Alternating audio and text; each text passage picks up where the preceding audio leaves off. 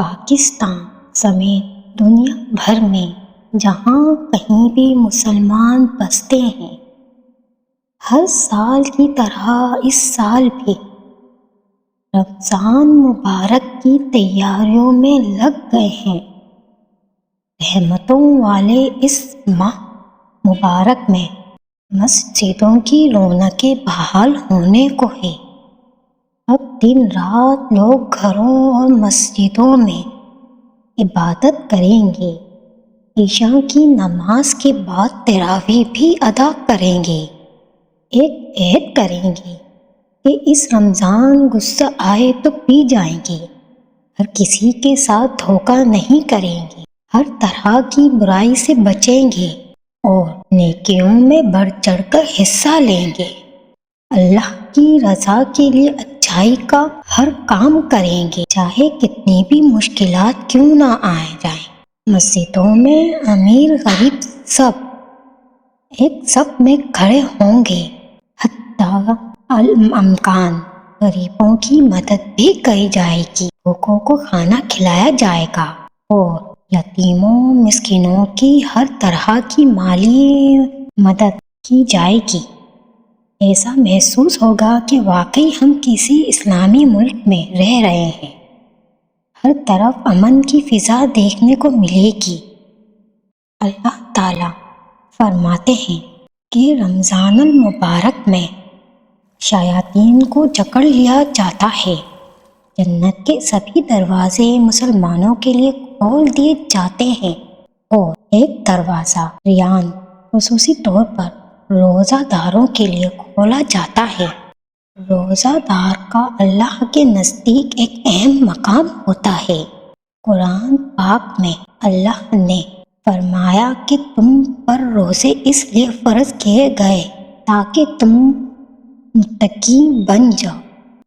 روزہ اس بات کا اظہار ہے کہ انسان روزے کی نیت کر کے طلوع فجر سے غروب آفتاب تک کھانے پینے اور دوسری خواہشات پوری کرنے سے روکا رہے۔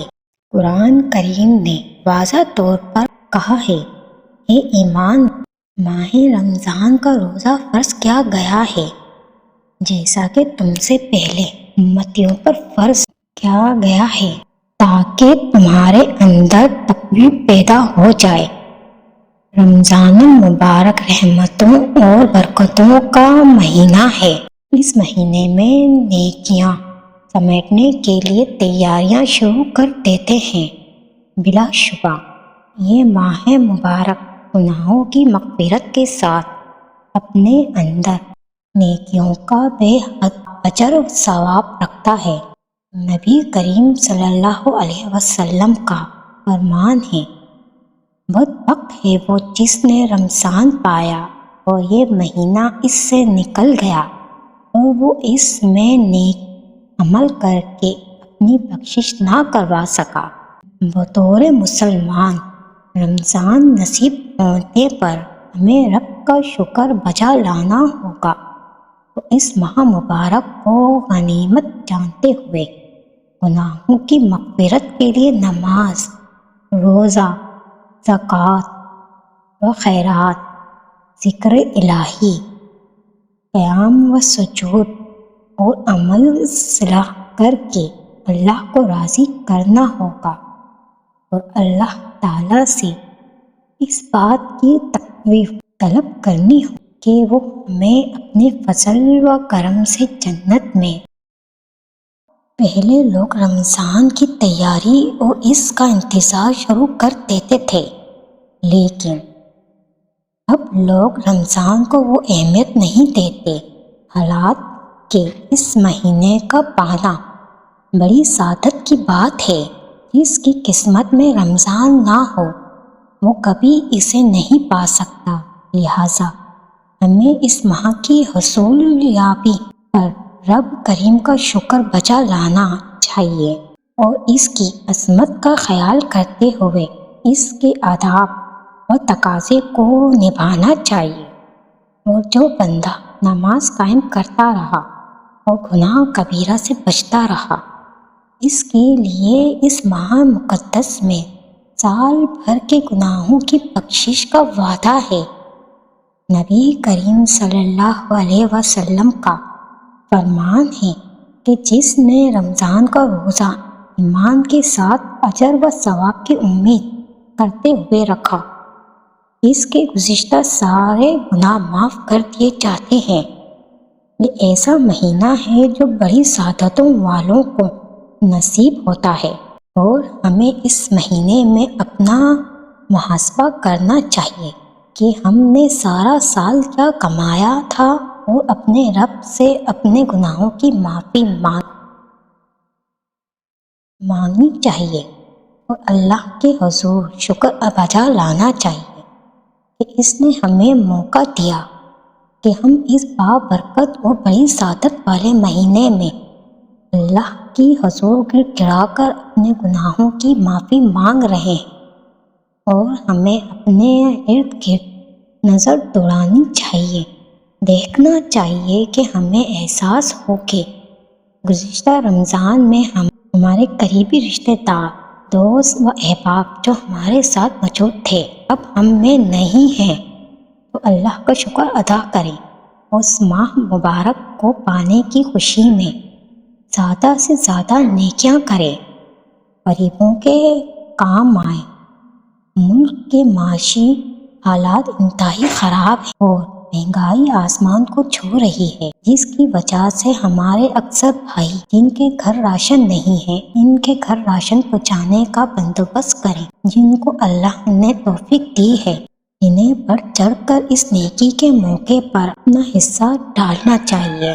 وقت کو بھی غریبوں اور ناداروں کا خیال کرنا چاہیے کہ اس ماہ مبارک میں ایسے لوگ بھی ہوتے ہیں جو کسی سے سوال نہیں کرتے، کسی کے آگے جھولی نہیں پھیلاتے۔ ان کے لیے حکومت کو اشیاء ضرورت سستی کرنی چاہیے۔ حکومت کو چاہیے کہ رمضان میں کھانے پینے کی چیزوں پر جو سبسڈی دی جاتی ہے اس کو دگنا کرے۔ اس کے علاوہ ایسا نظام قائم کیا جائے جو لوگ معاشی حالات کی وجہ سے تنگ دست ہیں، جن کے کاروبار ختم ہو گئے ہیں، ان کے لیے کوئی ایسا نظام قائم ہو کہ انہیں بھی اس ماہ مبارک میں مانگنا نہ پڑے، بن مانگے ہی انہیں مل جائے۔ دوسرا، ہمارے ہاں دیکھا گیا ہے کہ جب بھی کوئی تہوار آتا ہے تو لوگ اشیاء کی قیمت آسمان پر لے جاتے ہیں، جس پہلے ہی کچھ خریدنے کی نہیں ہوتی۔ ان کے لیے اس ماہ میں اپنے بچوں کے لیے عید کی خریداری آسمان سے تارے توڑ کر لانے کے مترادف ہو جاتی ہے۔ اس لیے لوگوں کو مسلمان ہونے کے ناطے اس کا خود بھی خیال کرنا چاہیے اور اللہ کی رضا کے لیے چیزوں کی قیمتوں کو کم کرنا چاہیے، تاکہ دکاندار حضرات خالی پیسے ہی نہ کمائیں بلکہ نیکیاں کمانے والوں میں بھی شامل ہو جائیں۔ ویورز، یہ ویڈیو میری اگر آپ کو پسند آئی ہو تو اس کو لائک اور چینل کو سبسکرائب کر دیں، اور کمنٹ باکس میں ایک اچھا سا کمنٹ ضرور کیجیے، اور اپنے آپ سے یہ عہد کیجیے کہ ہم زیادہ سے زیادہ عبادت کریں، لوگوں کی مدد، ہم لوگوں کو دکھاوا سے نہیں بلکہ ایسے کریں کہ کسی کا دل آزاری بھی نہ ہو اور ان کی مدد بھی ہو جائے۔